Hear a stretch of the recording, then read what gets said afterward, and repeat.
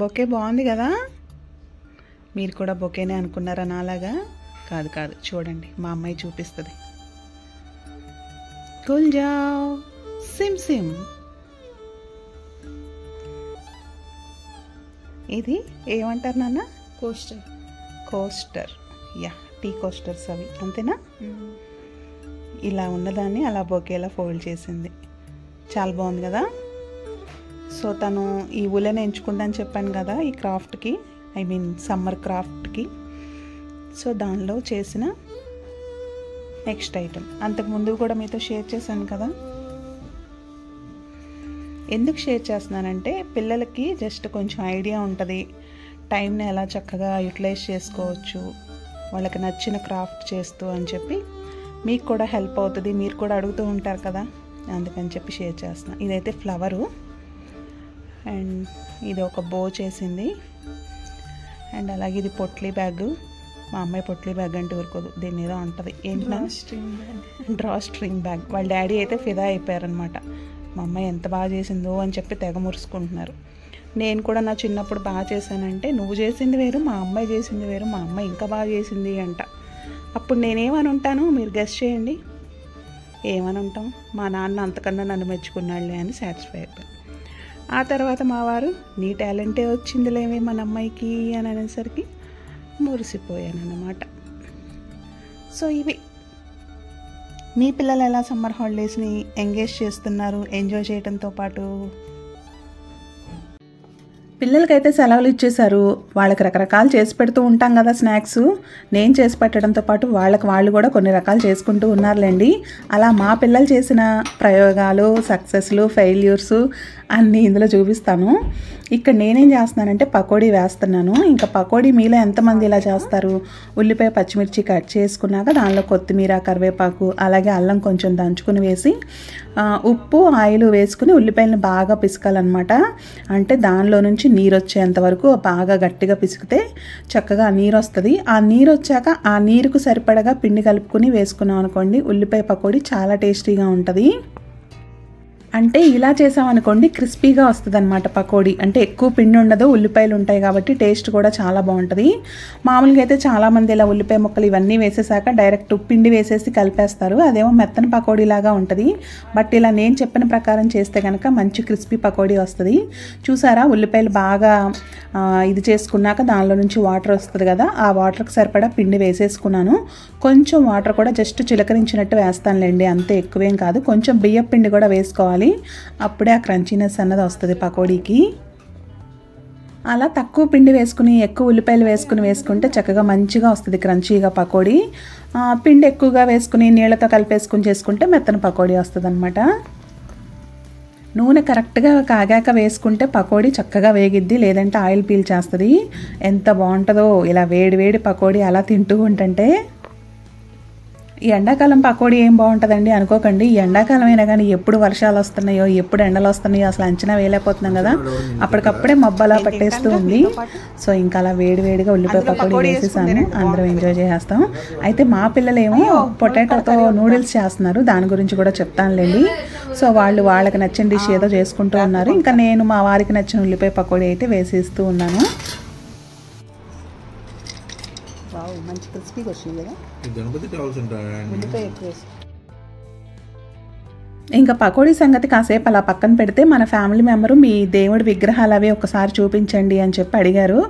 ఎప్పుడో అడిగారులేండి, ఇంకా నాకైతే కుదరక ఇప్పుడు ఇలా షేర్ చేస్తూ ఉన్నాను. అయితే నేను చాలాసార్లు చూపించున్నాను మా దేవుడి విగ్రహాలు. అవి అంత గొప్పగా ఏముండదు, చాలా చిన్న మందిరం కదా, సో దానికి తగ్గట్టుగానే ఉంటాయి. కలర్ చూసారు కదా, చాలా బ్లాక్ అయిపోయినాయి. అంటే రెగ్యులర్గా రూపేరీతో క్లీన్ చేస్తే చక్కగా మెలమెలా మెరుస్తూ ఉంటాయి, కానీ దాంతో క్లీన్ చేయడం వల్ల ఏంటంటే అరిగిపోతుంది సిల్వరు. సో అందుకని జస్ట్ పీతాంబరి వాడతాను. అది కూడా అసలు ఈ మధ్య ఎక్కువగా స్క్రబ్ చేయట్లేదు, ఎందుకంటే పీతాంబరి కూడా చాలా హార్ష్ ఉంటుంది, చేతులు ఇదైపోతున్నాయి, అలా విగ్రహాలు కూడా బాగా అరిగిపోయిన ఫీలింగ్ వస్తుందన్నమాట. పైగా ఈ విగ్రహాలు, ఈ పూజా సామాగ్రి అంతా 18 సంవత్సరాల నుంచి ఉన్నాయి. సో కలర్ అందుకే అలా అయిపోయాయి అనమాట. మార్చడానికి నాకు ఎందుకో మనసు రావట్లేదు. పైగా వీటిని మార్చేస్తే ఎక్కువ కూడా ఏమీ రాదు, సరే వచ్చినంత కాలం వీటిని అలా వాడదామని చెప్పి అలా ఉంచేశాను. కొన్ని వేరే ఉంటాయి, ఎప్పుడన్నా వ్రతాలు వేరే పూజలప్పుడు వాడతాను, డైలీ బేస్లో మాత్రం ఇవి వాడుతూ ఉంటాను. ఇందులో కొన్ని నేను కొనుక్కున్నవి ఉన్నాయి, కొన్ని రిటర్న్ గిఫ్ట్లుగా వచ్చినవి ఉన్నాయి, కొన్ని మా అమ్మ వాళ్ళు ఇచ్చినవి ఉన్నాయి, అట్లా అనమాట. సో ఇవండి చాలా సింపుల్గా ఉంటాయి. అరటి చెట్లు, ఏనుగులు, ఈ విగ్రహాలు ఇవన్నీ అనమాట. చిన్న మందిరం కదా, హారతి ఇచ్చినప్పుడల్లా ఊరికే పొగబట్టేస్తుంది ఆ లోపలంతా. సో బాగా బ్లాక్ అయిపోయాయి. బట్ అలా అదొక లుక్ కదా ఇప్పుడు మనకి యాంటిక్ ఫినిషింగ్ లాగా. సో అందుకని చెప్పి ఇంకా అలాగే ఉంచేస్తూ ఉన్నాను. ఇంకేమన్నా వరలక్ష్మి వ్రతం ఇలాంటప్పుడు మాత్రం రూపేరీతో క్లీన్ చేస్తాను. కొంచెం మెలమెలా మెరుస్తూ ఉంటాయి కదా, చూడటానికి కూడా బాగుంటుంది. ఆ చిన్న ప్లేట్ చూసారు కదా, అది కూడా చాలా పాతది, ధూప్ స్టిక్ వెలిగించుకోవడానికి ఉంటుందిలే అని చెప్పి ఇంకా అలా ఉంచేసాను అనమాట. అంతకుముందు దీపారాధన కుందుల కింద కోసం అని ఆ ప్లేట్లు తీసుకున్నాను. బట్ అవి చిన్నవి అయిపోయాలి అని వాటిని అలా వాడలేక ఇలా వాడేస్తూ ఉన్నాను. సో ఇంకా దేవుడి పూజా మందిరం, అందులో ఉన్న విగ్రహాల గురించి అయితే అదండి. ఇంకా ఆ విషయాన్ని పక్కన పెట్టేస్తే మా పిల్లల ప్రయోగాల విషయం దగ్గరకు వచ్చేద్దాము. ఇంకా చూస్తున్నారు కదా, ఇవైతే ఓరియో బిస్కెట్స్ అండి. ఓరియో బిస్కెట్స్ ఆరోగ్యానికి అంత మంచిది కాదు, తినకూడదు, నాకు కూడా తెలుసు. బట్ ఎప్పుడన్నా వన్స్ ఇన్ ఏ వైల్ అన్నట్టు ఇంకా పిల్లలు ఇష్టపడినప్పుడు మనం ఓకే చెప్పాలి కదా. ఇంకా అవి తెచ్చుకున్నారనమాట. ఓరియో బిస్కెట్స్లోంచి క్రీమ్ సపరేట్ చేసి పక్కన పెట్టుకుంది. ఆ బిస్కెట్స్ని ఇంకా గ్రైండ్ చేసుకుంటుంది మెత్తగా పౌడర్ లాగా. ఇంకా కొన్నిసార్లు పిల్లలు అడిగినవి కాదనలేం కదా, దట్టు ఈ హాలిడేస్లో వాళ్ళకు కూడా ఏవో కొత్తవి తినాలి, చేసుకోవాలి అనిపిస్తుంది. అసలు వాళ్ళ చేతితో చేసుకుని తినాలి అన్న ఇది రావటమే గొప్ప. మనం దాన్ని ఎంకరేజ్ చేయాలి తప్ప ఇదొద్దు అదొద్దు అన్నాం అనుకోండి, అసలు వాళ్ళకి కుకింగ్ మీద వాటి మీద ఇంట్రెస్టే ఉండదన్నమాట. సో అట్లా అది హెల్త్కి మంచిది కాదు, కాకపోయినా ఎప్పుడో ఒక్కసారి కాబట్టి పర్లేదు, ఓకే చెప్పొచ్చు. అలా వాళ్ళు చేసే ప్రయోగాలకైతే నేను ఎప్పుడు అడ్డుకట్ట వేయను. అది ఓకే, బాగా వస్తే ఓకే, రాకపోతే ఇంకోసారి నేర్చుకుంటారు అనుకుంటాను. సో అట్లా మా వాళ్ళు చిన్న చిన్న ప్రయోగాలు అయితే చేస్తూ ఉన్నారు. అందులో ఒకటి ఈ ఓరియో పుడ్డింగో ఏదో పేరు ఏదో చెప్పారండి, నాకైతే గుర్తులేదు, కానీ బాగుంది, చక్కగా టేస్టీగా ఉంది. ఇంకా చూసారు కదా, అవైతే మెత్తగా పౌడర్ చేసుకుంది. కొంచెం బటర్ని మెల్ట్ చేసుకుని ఇంకా గ్రైండ్ చేసిన బిస్కెట్స్ పౌడర్లో వేస్తుంది అనమాట. అంటే కొద్దిగా సాఫ్ట్నెస్ రావడానికి. బిస్కెట్స్ ఏంటంటే మనకు క్రంచీగా ఉంటుంది కదా, ఈ బటర్ వేసుకుని చక్కగా ఆ పౌడర్ అంతా మిక్స్ చేసుకోవడం వల్ల సాఫ్ట్నెస్ వస్తుంది పౌడర్కి.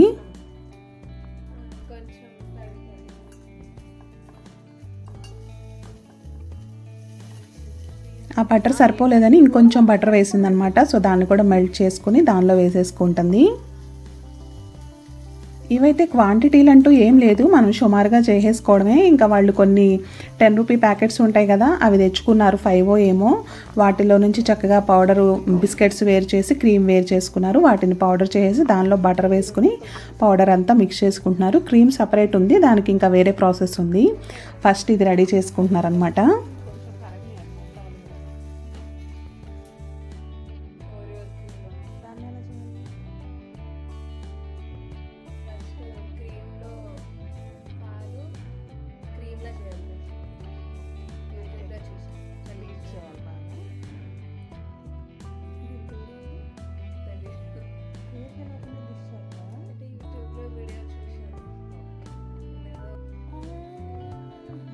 ఇంకా చూస్తున్నారు కదా, అక్క చెల్లెళ్ళు అయితే ఏవో తిప్పలు పడుతూ ఉన్నారు.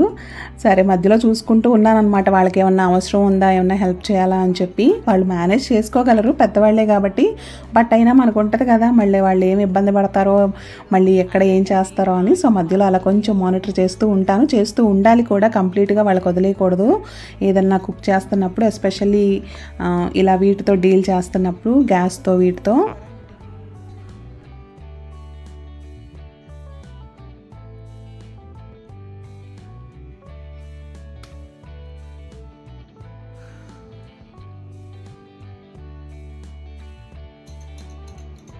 ఇంకైతే ఇక్కడ ఏం చేస్తున్నారంటే, క్రీమ్ ఉంది కదా, ఫస్ట్ పచ్చి పాలలో కొంచెం కార్న్ఫ్లోర్ వేసుకుని దాన్ని హీట్ చేసుకున్నారు. అది కొంచెం బాయిలింగ్కి వచ్చాక స్టవ్ ఆఫ్ చేసి దాంట్లో ఈ క్రీమ్ ఉంది కదా, ఓరియో బిస్కెట్స్ క్రీము, అది వేసుకుని ఇంకా బాగా బీట్ చేస్తున్నారు. మనం వేడి చేసుకున్న పాలు కొంచెం రూమ్ టెంపరేచర్కి వచ్చాక అప్పుడు క్రీమ్ యాడ్ చేశారనమాట. సో ఇదేంటంటే యాక్చువల్గా బాగా ఫోమ్గా రావాలంట. బట్ అలా అయితే అంత ఇదిగా ఏం రాలేదులేండి, చాలాసేపు బీట్ చేస్తూ ఉన్నారు. ఈలోగా మా అమ్మాయి ఏమో ఆ బ్లింకిట్కి ఏదో కవర్ వస్తే దాంతో ఏదో క్రాఫ్ట్ అయితే చేస్తుంది. అంటే వాళ్ళు అలా కొంచెం ఇన్నోవేటివ్గా ఇస్తూ ఉంటారు కదా, పిల్లల్ని ఎంగేజ్ చేయడానికి అన్నట్టే అనిపిస్తాయి వాళ్ళు కవర్ మీద ఇచ్చే పజిల్స్ కానీ ఇలాంటివన్నీ. సో తను దాంతో అదేదో చేస్తుంది. ఇక్కడ చిన్నవి మాత్రం పాపం అది ఫోమీ టెక్స్చర్ రావడం కోసం కుస్తీలు అయితే పడుతుంది. అప్పుడు అది మిక్స్ అవ్వాలంటే ఇది గోరువెచ్చుకుంటేనే అవుద్దేమోనే. అదే నేను చేసి పెట్టినా కాసేపు. నువ్వు క్లాస్కి వెళ్ళాలి.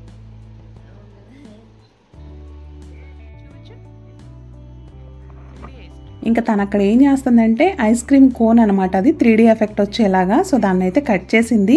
బట్ అదేంటంటే మొత్తం ఒక షేప్ లాగా లేదు, ఒక్కొక్క వైపు ఒక్కొక్క షేప్ ఉంది. అంటే ఐస్ క్రీమ్ మనకి డిఫరెంట్ ఉంటాయి కదా ఆ పెట్టే విధానం. సో అట్లా ఉందన్నమాట. ఇంకా దానికైతే కలరింగ్ అది చేయాలంట. సో కలరింగ్ చేశాక చూపిస్తానులేండి, చాలా బాగా చేసింది. ఇవన్నీ చిన్నవే కానీ బట్ ఒక మంచి స్ట్రెస్ రిలీఫ్గా ఉంటాయి.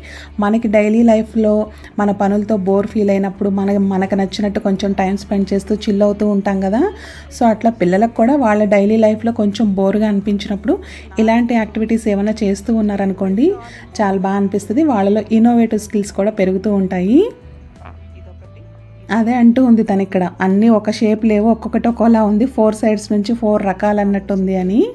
సో ఇలా ఉంటుంది అనమాట 3D ఎఫెక్ట్లో ఐస్ క్రీమ్ కోను.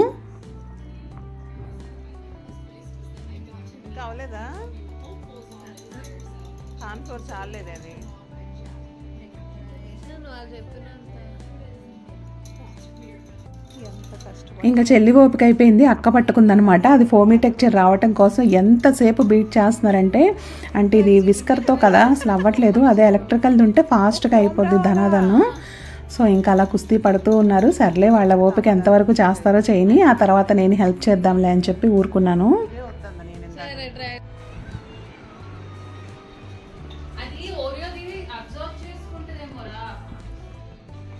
ఏది అబ్జర్వ్ చేసుకుంటుంది అన్న?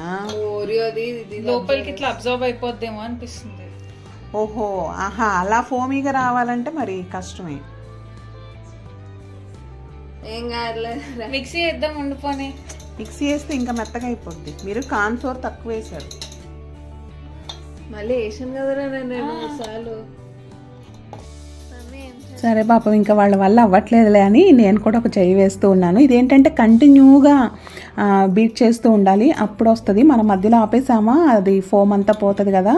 సో కంటిన్యూగా చేయాలి. పిల్లలు కదా పాపం అంత ఎఫర్ట్స్ పెట్టలేకపోయారు, బట్ ఓకే అంతవరకు బాగానే చేశారు. సో ఇంక ఇదిగోండి ఇది ఇలా రెడీ చేసుకుంటూ ఉన్నారు. ఈలోగా నాకు ఫోన్ కాల్ వచ్చింది, నేనైతే కంప్లీట్గా క్యాప్చర్ చేయలేదు.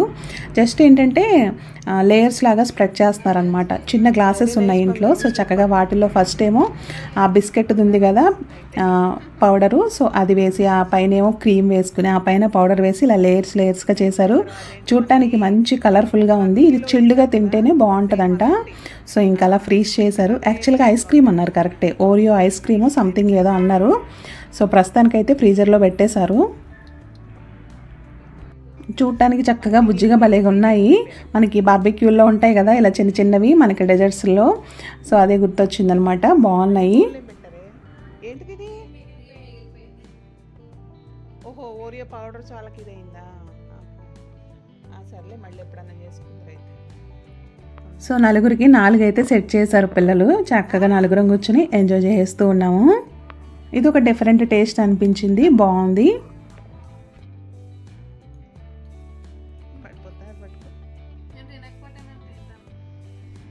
ఇంకా నెక్స్ట్ అయితే ఇది పొటాటోతో నూడిల్స్. ఆల్రెడీ ఇంతకుముందు చేశారు, బట్ అప్పుడు ఏంటంటే నేను డీటెయిల్డ్గా క్యాప్చర్ చేయలేదన్నమాట. బట్ ఈసారి డీటెయిల్డ్గా మీతో కూడా షేర్ చేద్దామని చెప్పి క్యాప్చర్ చేశాను. బట్ లాస్ట్లో ఏమైందో చెప్తాను చూడండి. దీనికోసం అయితే పొటాటోస్ బాయిల్ చేసి పెట్టేసుకోవాలి. ఇంకా బాయిల్ చేసిన పొటాటోస్ని మా అమ్మాయి చక్కగా పీల్ చేసి రెడీగా పెట్టుకుంది. వాటిని ఏమో చక్కగా మెత్తగా మెతిపేసుకుంటుంది అనమాట. మనకి ఉంటుంది కదా పొటాటో మ్యాషరు, దాంతో స్మూత్గా అయిపోవాలి. ఇంకా దాంట్లో కొంచెం మనకి కన్సిస్టెన్సీ అడ్జస్ట్ చేసుకుంటూ కార్న్ ఫ్లోర్ వేసుకోవాలన్నమాట. అంటే మనకి కొంచెం సాఫ్ట్గా ఒక బాల్ వచ్చే షేప్ లాగా.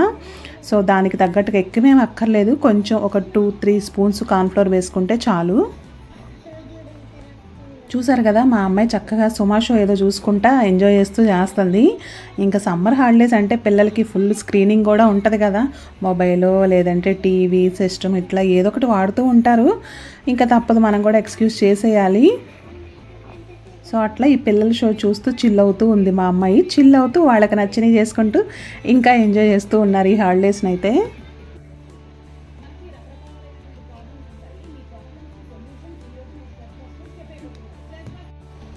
అంటే ఇంకా కార్న్ఫ్లోర్ అది వేసి కలిపేశాక పిండి అయితే రెడీ అయిపోయింది. ఇంకా దీన్ని మనం మనకు నచ్చిన షేప్లో చేసుకోవచ్చు. నూడిల్స్ లాగా బాగా సన్నగా చేసుకోవచ్చు, లేదంటే మనం పాల తాలికలు చేసుకుంటాం కదా, సో కొంచెం ఆ థిక్నెస్లో చేసుకోవచ్చు. ఇంకా అలా మనకు నచ్చిన షేప్ అనమాట. సో వాటితో అలా అయితే చేస్తూ ఉంది. లేదంటే ఇలా చపాతీలాగా చేసేసి వాటిని ఇలా లైన్స్లా కట్ చేసుకోవచ్చు. మనం కాజాలకి వాటికి కట్ చేస్తాం కదా, సో అట్లా అనమాట. అట్లా మనకి నచ్చిన షేప్ అయితే చేసుకోవచ్చు. లాస్ట్ టైం ఇక్కడే వీళ్ళకి ఎక్కువ టైం పట్టేసింది అవి సన్నగా చేయడానికి, చాలా అంటే చాలా టైం పట్టింది అనమాట. సో ఈసారి అంత టైం కాకుండా ఈజీగా అయిపోయేలాగా కొన్ని అయితే వెతుక్కున్నారు వాళ్ళకి నచ్చినట్టు చేసుకోవడానికి అక్కా చెల్లెళ్ళు కలిసి.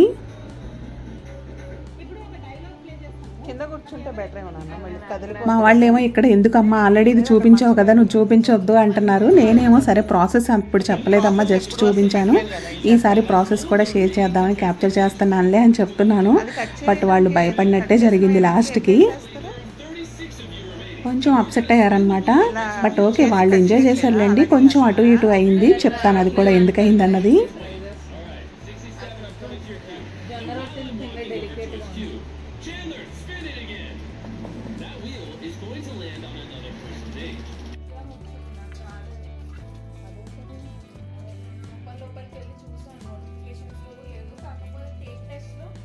మొత్తానికి అవైతే రెడీ చేశారండి. రెడీ చేసిన వాటిని ఏంటంటే వాటర్లో బాయిల్ చేసుకోవాలి, జస్ట్ లైక్ మనం నూడిల్స్ ఎలా బాయిల్ చేస్తాం. సో అట్లా ఒక 5 మినిట్స్కి ఈజీగా బాయిల్ అయిపోతాయి. ఆల్రెడీ పొటాటోస్ బాయిల్ అయినాయి కాబట్టి.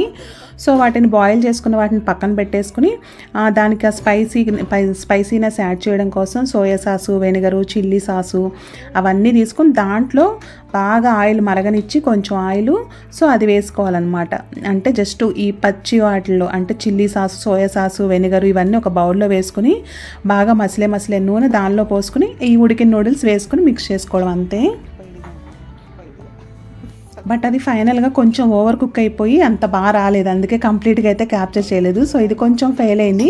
ఫస్ట్ టైం చేసినప్పుడు బాగా వచ్చింది, సెకండ్ టైం చేసినప్పుడు ఫెయిల్ అయింది. ఇందాక చేసిన ఐటమ్ ఏమో ఫస్ట్ టైమే బాగా చేశారు. సో అట్లా కొన్ని అవుతూ ఉంటాయి, మనం కూడా యాక్సెప్ట్ చేస్తూ ఉండాలి అన్నింటినీ. సో అలా అండి మా పిల్లలు చేస్తున్న ప్రయోగాలు అయితే అలా ఉన్నాయి. కొన్ని పాస్లు, కొన్ని ఫెయిల్లు, ఏదైనా వాళ్ళు ఎంజాయ్ చేస్తున్నారు కదా, అది చాలన్నమాట. చూసారు కదా, దీనికి కలర్ చేస్తే ఇలా ఉంది. దాన్ని రోల్ చేసి ఐస్ క్రీమ్ కోన్ లాగా పట్టుకుంటే బాగుంది. బట్ దేని కింద పెట్టడం వల్ల నలిగిపోయి కొంచెం షేప్ అవుట్ అయింది. సో ఇలా అనమాట, వాళ్ళకి ఆ ఉన్న టైంని ఇలా ఎంగేజ్ చేసుకుంటూ హ్యాపీగా హాలిడేస్ను ఎంజాయ్ చేస్తూ ఉన్నారు మా పిల్లలైతే. స్టార్టింగ్లో చూపించాను కదా ఉలెన్ థ్రెడ్తో చేస్తున్న క్రాఫ్ట్స్ అవి. సో అట్లా అనమాట, రకరకాలుగా కాసేపు బుక్ చదువుకుంటారు, కాసేపు మూవీస్ చూస్తారు, కాసేపు కిందకెళ్ళి గేమ్స్ ఆడతారు, అంటే షటిల్ అది ఇలా ఏదైనా క్రాఫ్ట్ వర్క్ చేస్తారు, కాసేపు ఇద్దరు కొట్టుకుంటారు, కాసేపు మా మీద అరుస్తారు. అలా రకరకాలుగా వాళ్ళకి నచ్చినట్టుగా చిల్ అవుతూ ఉన్నారనమాట పిల్లలైతే. మనం కూడా వాళ్ళు ఇంట్లో ఉన్నారు కదా అని చెప్పి ఊరికే అరవటం, కసరటం అలాంటివి చేయకుండా వాళ్ళకి నచ్చినట్టుగా చక్కగా హ్యాపీగా ఎంజాయ్ చేయనివ్వాలి వాళ్ళ హాలిడేస్ని.